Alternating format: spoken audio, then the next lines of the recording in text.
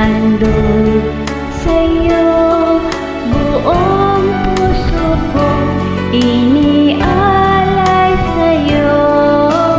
Oh Diyos, oh Panginoon, lahat ng biyayang aming inampon, aming buhay at kakayahan, ito'y para lamang sa iyong kalwalhatian.